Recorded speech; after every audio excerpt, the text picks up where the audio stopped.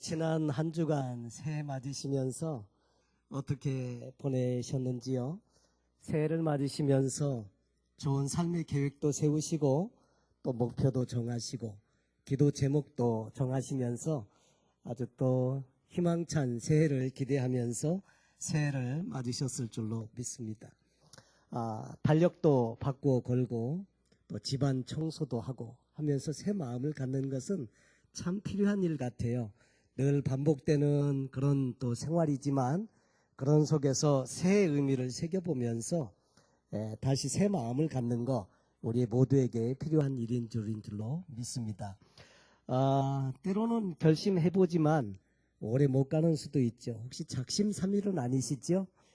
작심삼일이시다 생각하시는 분은 오늘 또 다시 결심하시면 됩니다. 그래서 매번 3일마다 결심을 새롭게 하시면 또 1년 내내 새로운 결심으로 또 잘 사실 수 있으시리라고 생각이 되어집니다.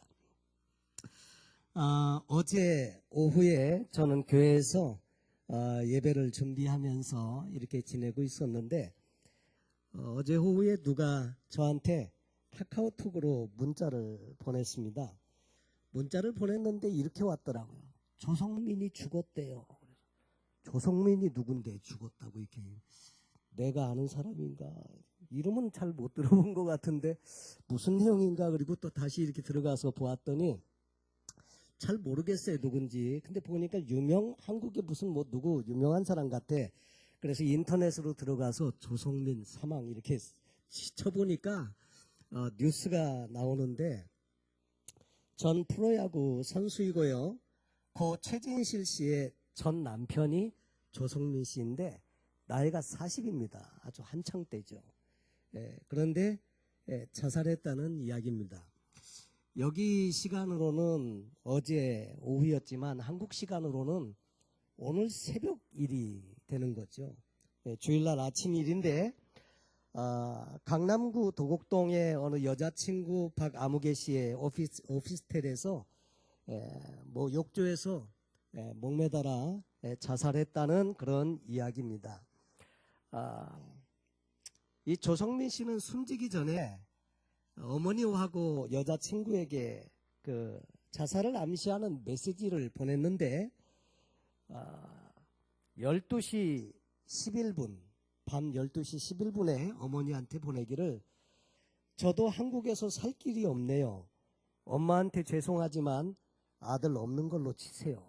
이런 문자 메시지를 보냈고요. 그 여자분은 같이 없었는데 그 여자분에게는 이렇게 보냈습니다. 내 인생의 마지막이 자기와 함께하지 못해서 가슴이 아프다. 꿋꿋이 잘 살아. 이렇게 메시지를 보냈답니다. 꿋꿋이 잘 살아. 그렇게 보낼 거면 자기도 꿋꿋이 잘 살아야지. 그런 메시지는 보내고 왜 자기는 가냐고요. 그 인터넷 그 글 이게 뉴스 기사 밑에 누가 또 댓글을 달아놨는데 이렇게 댓글을 달아놨더라고요. 참 무책임하다 이거죠. 엄마도 삼촌도 아빠도 다 지들이 자살하고 가면 애들은 뭐냐 이거요. 애들은. 여러분 그렇지 않습니까? 그 말도 일리가 있잖아요. 아무리 힘들고 어려워도 자기들로 인해서 생겨진 13살짜리 11살짜리 아이들이 있는데 그 아이들은 뭐냐고 그러면서 거기다가 안타깝다고 그런 댓글을 달아 놓았더라고요. 이 조 씨는 일본의 명문인 요미우리 자이언츠에서 주전으로 뛰었던 야구 선수입니다. 2000년도에 당시에 인기 탤런트였던 최진실 씨를 만나서 결혼에 골인을 하고 2004년에는 결혼 생활이 힘들었는지 서로 파경을 맞아서 이혼을 했습니다. 최진실 씨가 2008년도에 자살을 하면서 다시금 큰 충격을 받았고요. 2010년에는 최진실 씨의 동생인 조카들을 무척 사랑했던 최진영 씨마저 자택에서 목을 매서 자살을 하면서 조성민 씨는 또 심리적으로 더 위축이 되었던 것 같습니다. 불과 며칠 전인 지난 크리스마스 때에는 아들 13살, 딸 11살 아이들에게 문자 메시지로 옷 따뜻하게 입어라. 이런 메시지를 보내게 했는데 이 두 아이들은 외할머니가 키우고 있지. 2002년도에 요미우리에 은퇴한 뒤에 조성민 선수는 야구 선수로 다시 한번 꿈을 되살리려고 2003년, 2004년 국내 프로야구 신인 드래프트에 응했지만은 아무도 불러주는 사람이 없습니다. 선수 생명이 끝난 것처럼 보였는데 2005년도에 기회가 왔습니다. 당시 재활 공장장이라고 이렇게 별명을 갖고 있던 이 김인식 한화 감독에 의해서 영입을 하게 되고, 그래서 선수로서 다시금 시작을 했지만 이게 구위가 회복되지 않아 가지고 2007년까지 3년 동안 35경기에 출전을 해 가지고 3승 4패, 전적도 별로 없습니다. 그냥 아주 초라하게 그냥 선수 연명을 하다가 글러브를 벗어 이게 은퇴를 하게 되었죠. 그 이후에 방송 해설가로 나서기도 한 이 조 씨는 2011년, 2012년까지 두산의 그 2군 코치로 선수들을 이제 지도하고 있었는데 지난달로 재계약이 이제 결국 포기하게 되고 살 길이 이제 막연하게 된 거죠. 그래서 아마 이렇게 답답한 현실 속에서 자살을 하게 된 것 같습니다. 저는 이 기사를 보면서 정말 잘 나가는 젊은 선수, 명예도 있고요, 그리고 인기도 있고요, 그 안에는 또 미모의 탤런트인데다가 아주 인기가 많은 그 국민들로부터 사랑을 많이 받은 그런 커플이었는데 어쩌다가 이 사람들에게 이런 일이 생기게 된 것일까, 이런 생각을 하게 되었습니다. 참 보면 안타까운 일이지 않습니까? 공부를 못했거나 아니면 너무 지질이 못 살고 가난하거나 또 육체가 연약해서 늘 고통 가운데 있거나 이런 사람들이 아니고요, 잘 나가는 인생이었는데 어떻게 이렇게 한 집안이 완전히 풍지박산이 나고 그렇게 되었을까? 많은 사람들이 이렇게 안타깝게 생각을 하게 되는데 저는 그 이유를 이렇게 생각을 합니다. 물론 현실은 다 어렵고 힘든 일들이 많지만 진짜 이분들이 이 비극을 맞은 이유 중에 하나는 다시 한번 새롭게 하셔서 새해를 행하시는 하나님을 모른다는 거죠. 여러분, 우리 인생에도 얼마든지 이런 일들이 있을 수 있습니다. 그런데 중요한 것은 우리를 새롭게 하시고 우리에게 함께 하셔서 하나님의 일을 보여주시면서 능히 우리가 생각도 못한 새로운 일을 이루어 주시는 하나님을 이분들이 알았더라면, 이 하나님을 그들이 그 삶의 중심에 모시고 살았더라면 오히려 이런 역경을 극복하고 오히려 절망 중에 있는 많은 사람들에게 희망의 메시지를 전하는 그런 사람으로 살 수도 있지 않았을까, 이런 생각을 하면서 저 역시 좀 안타까운 마음이 들었습니다. 여러분, 우리도 마찬가지라고 생각이 되어집니다. 우리가 새일을 행하시는 하나님을 알지 못하면 우리도 살다가 일이 안 풀리고 여러 가지 힘든 일이 반복되고 그 다음에 막 그럴 때마다 절망하고요, 낙심하고요, 그래서 결국 우리는 우리 인생을 좋지 않은 선택을 하게 된다는 거죠. 그래서 인생에 복이 올 수 있는 그런 인생을 살 수 있음에도 불구하고 여전히 절망하고 자포자기하고 체념하고 희망 없이 인생을 살게 되는 겁니다. 여러분, 새해가 되었는데 새해가 시작되면서 하나님의 은혜를 사모하고 기대하면서 이 새해를 맞으셨습니까? 아니면 그냥 새해가 왔으니까 그냥 새해인 거지, 그리고 그냥 평소와 같이 새해를 맞으셨습니까? 새해를 맞을 때는 하나님께서 주시는 특별한 기회라고 생각되어집니다. 이제 한 해를 일단락하고 다시 새해를 시작하면서 하나님의 도우심 속에 신앙으로 다시 한번 출발해보는 결심을 새롭게 하는 아주 좋은 기회라고 생각이 되어집니다. 여러분, 오늘 성경 본문의 이스라엘 백성들은 바벨론 포로 생활을 하게 될 이 백성들에게 이사야 선지자를 통해서 주시는 회복의 메시지입니다. 때때로 하나님은 선지자들을 통해서 그들의 잘못도 지적하시고 또 정말 하나님께로 돌아오라는 메시지도 선포하시지만 오늘 이사야서 오늘 성경 본문의 주변에 있는 메시지는 이스라엘 백성들에게 회복의 메시지를 전해주고 있는 그런 내용들입니다. 그래서 오늘 이 말씀 특별히 새해를 행해 주시는 하나님에 대해서 우리가 살펴보면서 새해 첫 주일을 우리가 믿음으로 시작해 볼 수 있기를 원합니다. 오늘 이 시간에 하나님께서 저에게도 또 여러분에게도 주시기를 원하시는 이 메시지의 핵심은 하나님이 여러분과 함께 하신다는 거. 아멘이십니까?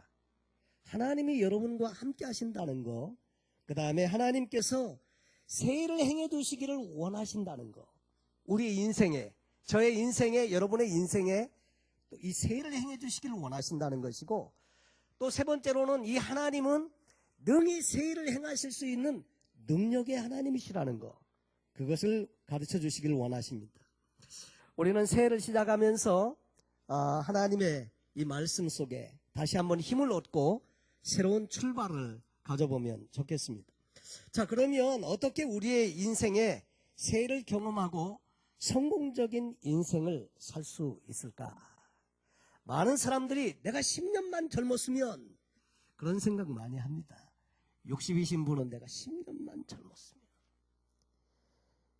50인 분은 내가 10년만 젊었으면. 근데 여러분, 될 수 없는 일은 생각하지 마시고 오늘 이 순간부터라도 잘하시면 되는데, 어떻게 하면 우리의 남은 생에 이 새해를 행하시는 하나님을 경험하고 복된 인생 살 수 있을까 하는 것입니다. 첫째로 우리는 새해를 행하시는 하나님이 어떤 분이신지를 잘 아셔야 됩니다. 이 하나님은 말씀을 통해서 보면 저와 여러분을 사랑하시는 하나님이라고 말씀하세요. 그 하나님은 우리를 위해서 새해를 행하시기에 충분한 능력 있는 하나님이시라고 또 말씀하시는데, 언제나 우리가 힘이 없고 연약하고 넘어지고 쓰러질 때마다 힘을 공급해 주시고 이렇게 세워주시기를 원하시는 도우시는 공급자 되신 하나님이심을 말씀해 주십니다. 이사야서 40장 27절로 30절에 보면 이렇게 말씀하고 있습니다. 야곱아, 내가 어찌하여 말하며 이스라엘아, 내가 어찌하여 이르기를. 여러분, 말씀을 들을 때 야곱아, 이스라엘아 그러면 거기에다가 자기 이름을 넣으시면 됩니다. 자기 이름을 넣으시면 그게 여러분에게 주시는 메시지인 것입니다. 야곱아, 내가 어찌하여 말하며 이스라엘아, 내가 어찌하여 이르기를 내 사정은 여호와께 숨겨졌으며 원통한 것은 내 하나님에게서 수리하심을 받지 못한다 하느냐. 너는 알지 못하였느냐, 듣지 못하였느냐. 영원하신 하나님 여호와 땅 끝까지 창조하신 자는 피곤치 아니하시며 곤비치 아니하시며 명철이 한이 없으시며 피곤한 자에게는 능력을 주시며 무능한 자에게는 힘을 더하시나니 소년이라도 피곤하며 곤비하며 장정이라도 넘어지며 자빠지되 오직 여호와를 앙망하는 자는 새 힘을 얻으리니 독수리의 날개치며 올라감 같을 것이요 다른 박질하여도 곤비치 아니하겠고 걸어가도 피곤치 아니하리로다. 여러분, 이 하나님은 명철이 한이 없으시고 영원하시고요, 이 하나님은 피곤을 모르시는 하나님이신데, 이 하나님께서 우리에게 피곤한 자에게는 능력을 더하시고요 무능한 자에게는 힘을 더해 주신다는 것입니다. 여러분, 힘이 없습니까? 무능합니까? 하나님이 공급해 주시는 하나님이 있기 때문에 우리에게는 희망이 있는 겁니다. 여기 소년이라도 피곤하며 곤비하며 장정이라도 넘어지며 자빠지되, 소년과 장정은 가장 원기가 왕성해서 피곤을 모르는 나이의 젊은 남자를 말하지 않습니까? 그런데 소년도 피곤하고 곤비하고 장정이라도 넘어지고 자빠지지만은 오직 여호와를 앙망하는 자는 새 힘을 얻는데 마치 독수리의 날개치며 올라감과 같을 거다. 여러분, 그래서 다른 박질에도 곤비치 아니하고 걸어가도 피곤치 않다. 다시 말해서 새 힘을 공급해 주시는 하나님이심을 말씀해 주시고 계십니다. 이사야 41장 8절로 16절에는 또 이런 말씀이 있습니다. 나의 종 너 이스라엘아, 나의 택한 야곱아, 나의 벗 아브라함의 자손아, 내가 땅 끝에서부터 너를 붙들며 땅 모퉁이에서부터 너를 부르고 내게 이르기를 너는 나의 종이라 내가 너를 택하고 실어버리지 아니했다 하였노라.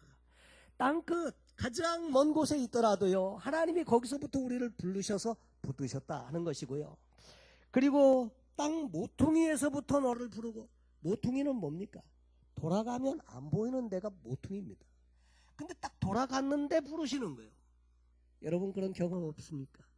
그냥 딱 돌아간 인생인데 그럼에도 불구하고 하나님이 다시 부르시는 겁니다. 그렇게 해서 실어버리지 아니하였다. 그러면서 하시는 말씀이 뭐냐면 두려워 말라 내가 너와 함께함이니라.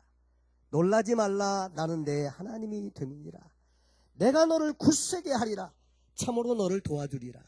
참으로 나의 의로운 오른손으로 너를 붙들리라. 여러분 두려워하지 말라고 말씀하시는 이유는 내가 너와 함께함이니라. 여러분 인생에 두려움이 없는 인생을 사시려고 하면요, 하나님이 함께 하시는 인생이 되면 됩니다. 놀라지 말라 나는 내 하나님이 됨이니라. 그 하나님이요 우리 하나님이십니다. 내가 너를 굳세게 하리라. 참으로 너를 도와주리라. 여러분 우리를 굳세게 해주시고요 도와주시는 하나님이 계시기 때문에 우리는 아무리 환경이 어렵고 절망적이고 소망이 없더라도 거기에서 일어날 수 있는 힘을 공급받게 되는 것입니다. 참으로 나의 의로운 오른손으로 너를 붙들리라. 성경에 나오는 오른손은 항상 권능의 상징이고요 능력의 상징입니다. 왼손에 비해서 보통 오른손이 힘이 더 있지 않습니까? 그래서 성경에 보면 나의 의로운 오른손으로, 오른팔로 이런 말이 나오면 하나님의 권능의 손을 상징한다 이렇게 보시면 되겠습니다. 그러면서 또 뭐라고 말씀하시느냐면 지렁이 같은 너 야곱아 너 이스라엘 사람들아 두려워 말라. 그러면서 여호와가 말하노니 내가 너를 도울 것이라. 내 구속자는 이스라엘의 거룩한 자니라. 여러분 지렁이 보셨습니까? 뭐 보셨습니까? 지렁이 다 보셨죠? 이 지렁이가 어떤 존재입니까? 지렁이는 가장 약한 존재가 지렁이입니다. 지렁이에게 무슨 날카로운 이빨이 있는 거 보셨습니까? 아니면 자기를 보호할 만한 딱딱한 등껍질이 있는 거 보셨습니까? 지렁이는 몸뿐이에요. 지렁이 눈이 어디 있는지 아십니까? 지렁이에게 무슨 독이 있어가지고 독을 뿜으면 그것 때문에 그냥 큰 피해가 입어가지고 지렁이를 무서워하는 거 보셨습니까? 지렁이는 비가 오면은 견디지 못하고 바깥으로 뛰쳐나왔다가 제 갈 길을 찾지 못해가지고 해가 뜨면 말라 죽는 그런 연약한 존재가 지렁이입니다. 지렁이는 고기 잡을 때도 미끼로 쓰지요. 붕어나 고기들도 지렁이를 먹습니다. 참새도 지렁이를 쪼아서 먹습니다. 지렁이는 가장 약한 존재, 아무것도 없는 존재, 그런 존재입니다. 그런데 하나님께서 우리에게 이렇게 말씀하시는 거죠. 지렁이 같은 너 야곱아, 너희 이스라엘 사람들아, 그렇지만 두려워 말라. 왜냐하면 나 여호와가 말하노니 내가 너를 도울 것이라. 지렁이 같은 아무개야. 이 성경의 말씀이 너희 이스라엘 사람들아 두려워 말라. 내가 너와 함께하마. 내가 너를 도와주마. 그래서 어떻게 만드시느냐면 보라 내가 너로 이가 날카로운 새 타작기계를 삼으리니. 이가 날카로운 새 타작기계를 삼는데 이 타작기계는 어떤 기계냐면 내가 산들을 쳐서 부스러기를 만들 것이고 작은 산들로 교각게 할 것이라. 내가 그들을 까부른 즉 바람이 그것을 날리겠고 회리바람이 그것을 흩어버릴 것이로되 너는 여호와로 인하여 즐거워하겠고 이스라엘의 거룩한 자로 인하여 자랑하리라 그랬습니다. 지렁이같이 연약한 존재를 이가 날카로운 새 타작기계를 삼으시는데 이 타작기계는 엄청나가지고 산들로 막 격악게 만들고요. 그리고 여기 말하고 있는 것처럼 작은 산들로 격악게 하고 산들을 쳐서 부스러기를 만든다. 그런 능력 있는 도구로 변화시켜서 쓰시는 분이 누구시냐? 하나님이시다 하는 것입니다. 또 계속되는 메시지 중에 이사야 43장 1절로 7절에 보면 너는 두려워 말라. 내가 너를 구속하였고 내가 너를 지명하여 불렀나니 너는 내 것이라. 내가 물 가운데로 지날 때에 내가 함께할 것이라. 강을 건널 때에 물이 너를 침몰치 못할 것이고 내가 불 가운데로 행할 때에 타지도 아니할 것이요 불꽃이 너를 사르지도 못하리니 대전하는 내 하나님 여호와 하나님이요 이스라엘의 거룩한 자요 내 구원자임이라. 여러분, 계속해서 반복되는 말씀이 뭐냐면 두려워 말라는 거, 내가 너와 함께 한다는 거, 내가 너를 통해서 영광 받으시겠다고 하는 거, 그런 이야기입니다. 어디에 있든지 무엇을 하든지 지키고 보호하시고 동행해 주시겠다는 약속, 이것이 계속해서 이사야서 43장을 주변으로 해서 등장하는 회복의 메시지입니다. 그러면서 또 이런 말씀도 하십니다. 내가 너를 보배롭고 존귀하게 여기고 너를 사랑하였은즉. 여러분, 하나님이 저와 여러분을 어떤 존재로 여기시는 줄 아십니까? 말씀해 보니까 보배롭고 그리고 존귀하게 여기고 너를 사랑하였은즉. 우리는 보통 존재가 아닙니다. 하나님께서 우리를 보배롭게 여기시고요, 그리고 존귀하게 여기시고요, 우리를 사랑하신다고 말씀하십니다. 여러분, 아멘이십니까? 우리는 그런 존재입니다. 새해를 시작하면서 우리를 이렇게 소중하게 여기시는 분이 내 삶의 주변에 함께 동행하시면서 이 새해를 출발하게 하신다는 거, 여러분, 그것처럼 힘이 되고 위로가 되고 이 용기가 되는 것이 없는 줄로 믿습니다. 계속 말씀하시는 하나님의 이야기는 두려워 말라, 놀라지 말라, 너는 내 것이라, 내가 너를 보배롭게 여기고 존귀하게 여기고 너를 사랑하였다. 여러분, 우리가 이 인생을 살아가면서 사람들이 두려워하는 일들이 많이 있습니다. 두려움의 이유, 근심과 걱정과 염려의 이유는 뭐냐면 내 인생을 내가 책임져야 하니까요. 미래를 알지 못하는데 내 능력에는 한계가 있는 것을 알기 때문에 사람들이 걱정하고 염려하고 두려워하면서 사는 것입니다. 근데 하나님은 뭐라고 말씀하시느냐면 염려하지 말라, 두려워하지 말라, 놀라지 말라, 내가 너와 함께 함이니라. 여러분, 인생을 살아가는데 가장 복된 일은요, 하나님이 함께 하시는 복인 줄로 믿습니다. 여호수아서에 보면 여호수아를 통해서 이스라엘 백성들이 가나안을 정복해 가시는데 정복의 역사는 하나님이 함께 하셔서 이루신 역사의 이야기가 정복의 역사인 것입니다. 여러분, 그래서 하나님이 함께 하시면 모든 것들이 끝나게 되는 줄로 믿습니다. 그 하나님이 함께 하시면서 도우시겠다고 약속하시는데 우리는 새해를 시작하시면서 이 하나님과 함께 시작을 하시는 것입니다. 여러분, 그래서 오늘 성경 본문에 말씀하시는 내용이 뭐냐면 결국 이스라엘 백성들이 포로로 갈대아인들에게 잡혀서 바벨론에서 포로 생활을 하겠지만 그러나 하나님께서 그들을 해방시켜 주셔서 자유를 주시고 본토 고향으로 돌아가게 하시겠다 하는 이야기가 오늘 성경의 회복의 메시지인 것입니다. 그래서 오늘 본문에 보니까 너희 구속자요 이스라엘의 거룩한 자 여호와께서 말하는데 너희를 위하여 내가 바벨론에 보내어 모든 갈대아 사람들로 자기들의 연락하던 배를 타고 도망하여 내려가게 하리라. 나는 여호와 너희의 거룩한 자요 이스라엘의 창조자요 너희 왕이니라. 바다 가운데 길을 큰 물 가운데 첩경을 내고 병거와 말과 군대의 용사를 이끌어내어서 그들로 일시에 엎드려져 일지 못하고 소멸하기를 꺼져가는 등불 같게 한 나 여호와가 말하노라. 이 하나님은 어떤 하나님이시냐면요, 바다 가운데 길을 내시고 큰 물 가운데 첩경을 내신 분이세요. 그리고 애굽의 군사와 병거와 말과 모든 용사들을 이끌어내어서 이 홍해 바닷속에 완전히 수장시켜버림으로 말미암아 그들로 일시에 엎드러져 일지 못하고 소멸하기를 꺼져가는 등불 같게 한 나 여호와가 말한다. 그 하나님은 당신이 어떤 존재인지를 당신의 과거의 이야기를 통해서 말씀해 주십니다.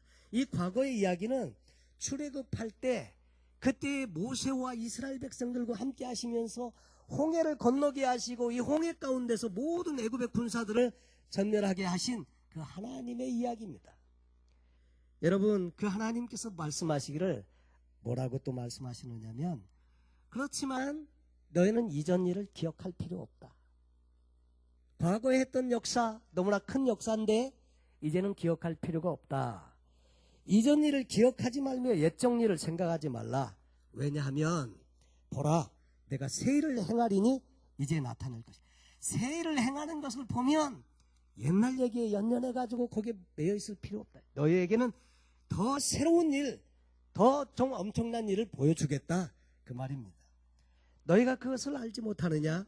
정령이 내가 광야의 길과 사막의 강을 내리니 장차 들짐승 곧 실랑과 및 타조도 나를 존경할 것은, 짐승들마저도 나를 존경하게 되는데 그 이유는 내가 광야의 물들을, 사막의 강들을 내어 내 백성 나의 택한 자로 마시게 할 것입니다. 이 백성은 내가 나를 위하여 지었나니 나의 찬송을 부르게 하려 함이니라. 여러분, 하나님이 행하시는 새 일, 과거에는 바다에 길을 내시고 또 애굽의 군사들을 진멸하게 하신 일을 하셨는데, 새 일은 어떤 일이냐면 광야의 길과 사막의 강들을 낸다. 광야는 어떤 곳입니까? 광야는 길이 없는 곳입니다. 여러분, 광야에 나가 보셨습니까? 비행기를 타고 쭉 이렇게 이 서부에서 동부 쪽으로 가다 보면 중간에 아리조나, 텍사스 뭐 이런 쪽 보면요, 중간에 아무것도 없습니다. 뭐 피닉스나 엘파소 이런 데는 이게 비행기를 타고 이렇게 지나다 보면 진짜 사막에 그냥 그렇게 불모진 그곳에 도시가 있는 거예요. 진짜 보면 별 볼 일 없습니다. 다 광야입니다. 이 광야는 모든 것이 다 오픈되어져 있는 것 같은데, 그런데 모든 것이 다 막힌 곳, 갈 수도 없고요, 아무데로나 가면 죽습니다. 길을 잃어버리고 갈증을 느끼면서 물을 찾지 못하면 죽습니다. 이것이 광야입니다. 모든 장애물들이 널려있는 곳, 열려있는 것 같지만 사실 다 막힌 곳, 어떻게 내 힘으로 해볼 수 없는 곳, 이곳이 광야입니다. 그런데 이 광야에다가 길을 만드셔서 그 백성들을 이끌어내시고 구원해 주시겠다고 말씀을 하시는 것입니다. 사막의 강이라는 것은 또 무슨 뜻입니까? 사막이, 광야가 힘든 이유는 물이 없기 때문입니다. 마실 물이 없으면 사람이 사흘 못 넘깁니다. 탈진해서 죽습니다. 자, 그런데 갈급한 곳이 사막인데 이곳에 강을 만들어서 시원한 생수를 공급해 주겠다.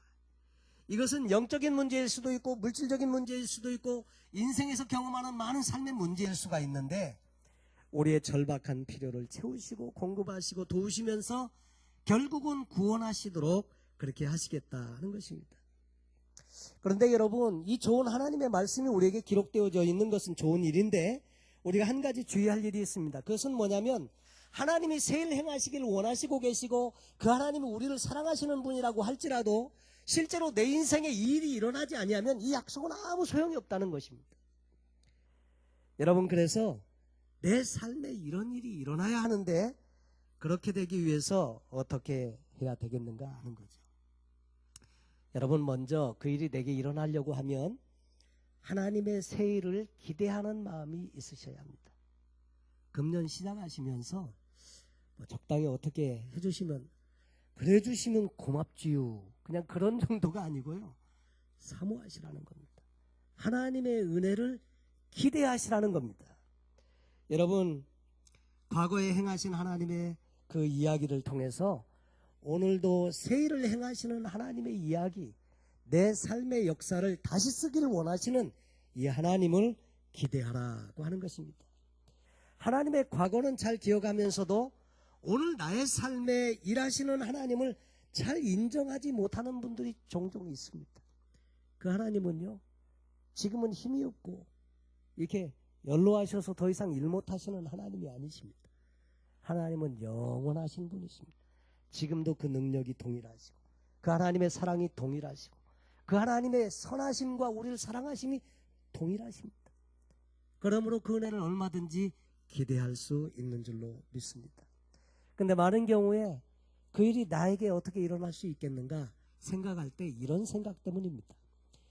새 일을 행하도록 하겠다. 그러면 우리는 언뜻 생각할 때 나보고 그 일 행하라고 하는 것처럼 느껴질 때가 있어요. 나는 못하는데. 그래서 이 얘기가 남의 얘기처럼 들려지기가 쉽습니다. 그런데 하나님의 말씀은 뭐냐면 이 이야기, 이 새 일은 너보고 하라는 게 아니라 내가 해주겠다는 겁니다. 우리가 어떻게 사막에 강을 내고 또 광야에 길을 냅니까? 하나님이 하시겠다는 것입니다. 대신에 우리는 뭘 하면 됩니까? 하나님과 함께만 하면 된다는 것입니다. 그래서 우리가 하는 것이 아니라 하나님이 하시겠다는 것이고요. 그 일을 경험하기 위해서 우리는 생의 목표를 다시 한번 분명하게 하는 것입니다. 새해가 들어가면 내가 정말 내 인생의 목적을 잘 이루기 위해서 같은 방향으로 잘 가고 있는가? 이것을 점검해 보는 것이 필요합니다. 오늘 성경 본문 21절에 보니까 이 백성은 내가 나를 위하여 지었나니 나의 찬송을 부르게 하려 함이라. 하나님 원래 우리를 위해서 지으실 때 목적이 있었습니다. 그 목적은 뭐냐면 당신을 찬송하게 하기 위해서, 하나님께 영광 돌리는 존재가 되도록 하기 위해서 우리를 지으셨다는 거예요. 그러니까 우리가 이 하나님의 은혜를 경험하려고 하면 우리가 그 목적과 그 하나님의 지으신 그 부르심에 합당한 삶을 살아가고 있는가를 점검해 보아야 합니다. 그래서 하나님은 우리를 통해서 영광 받기를 원하시는데, 정말 우리가 그 영광 받도록 지음받은 존재라는 사실을 깨닫고 거기에 인생의 초점을 맞추어야 이 하나님의 은혜를 경험할 수 있다는 것입니다. 그래서 하나님의 행하시는 새 일을 기대하는 사람은 나의 생의 목적을 하나님께 영광 돌리는 것으로 확정하셔야 합니다. 물론 우리는 하는 일이 다 다릅니다. 비즈니스를 하고, 또 어떤 분은 선교사로도 가시고, 또 주의종으로도 헌신도 하시고, 또 저마다 하시는 일들이 다 다르지만 최종 우리 인생의 고울은 뭐냐면 하나님의 영광을 위하여. 아멘이십니까? 하나님의 영광을 위해서 사는 겁니다.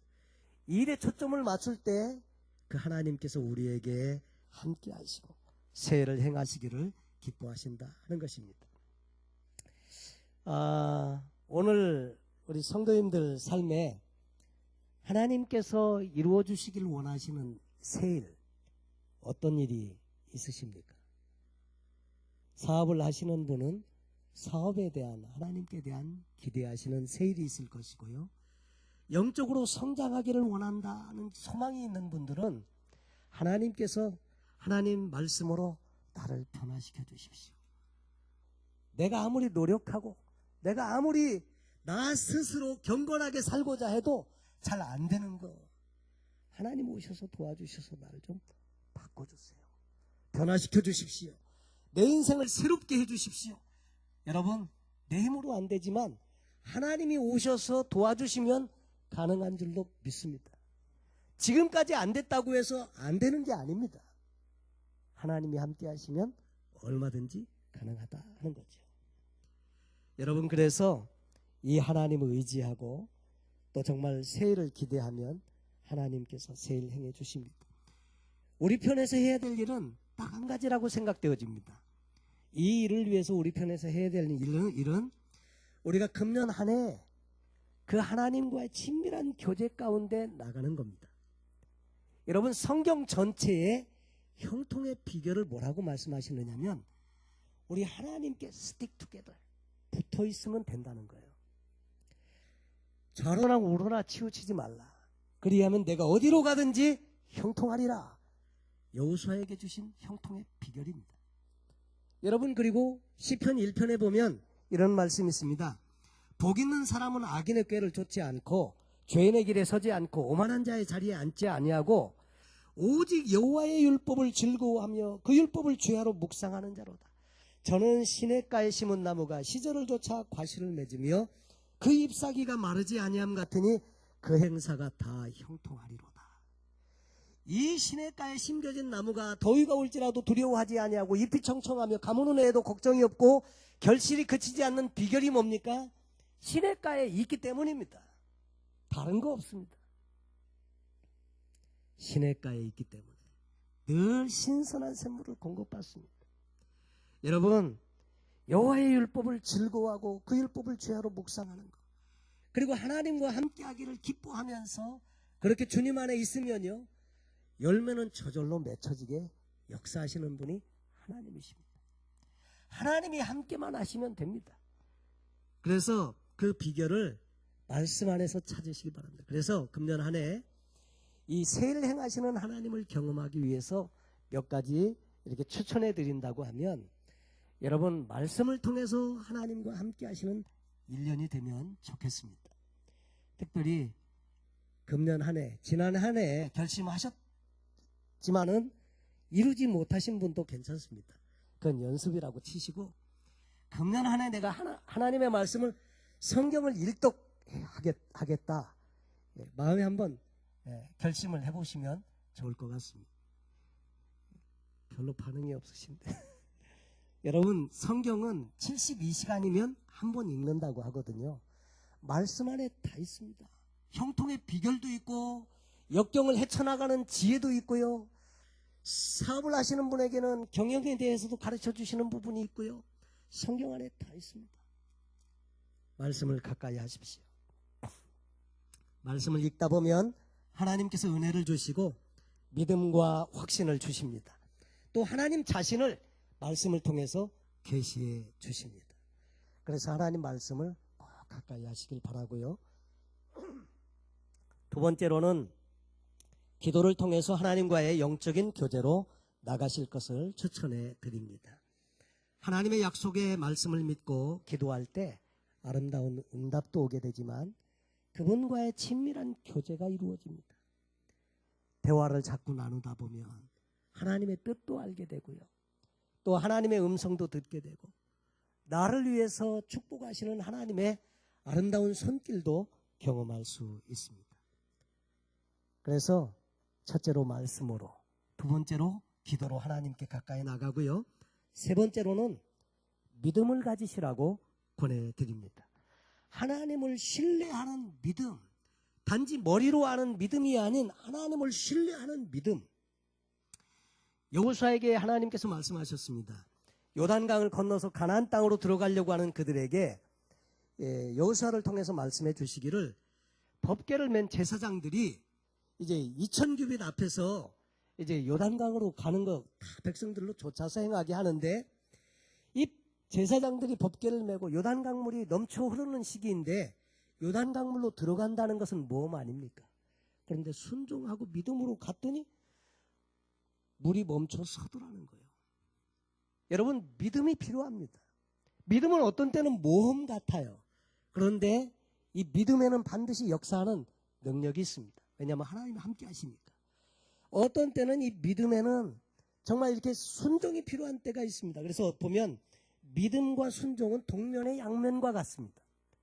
그래서 이 믿음을 가지시고 또 하나님을 신뢰하면서 순종함으로 나가면 하나님께서 분명히 일하시고 역사하심을 경험하게 될 줄로 믿습니다. 그 하나님 의지하고 최선을 다하는 것, 그것은 우리가 새해를 시작하면서 하나님의 새 역사를 경험하는 놀라운 비결이 될 줄로 믿습니다. 사랑하는 성도 여러분, 좋은 여건을 다 갖추었어도 또 그 인생의 그 결말을 잘 맺지 못하는 인생이 있는가 하면, 힘들고 어려운 중에서도 그 가운데서도 아름다운 신앙의 꽃을 피워서 많은 사람들에게 귀감을 주고 용기를 주는 사람의 이야기도 많습니다. 소원하기는 이제 복된 새해를 맞으셨는데 새해를 행하시기를 원하시는 이 하나님, 우리의 삶의 중심에 모시고요, 그 하나님과 더불어서 이 금년 한 해 축복의 가난을 정복해가는 이스라엘 백성들과 같이 금년 한 해 복이 있는 새해를 경험하시는 복된 저와 여러분 되시길 예수님의 이름으로 축원합니다. 기도하겠습니다.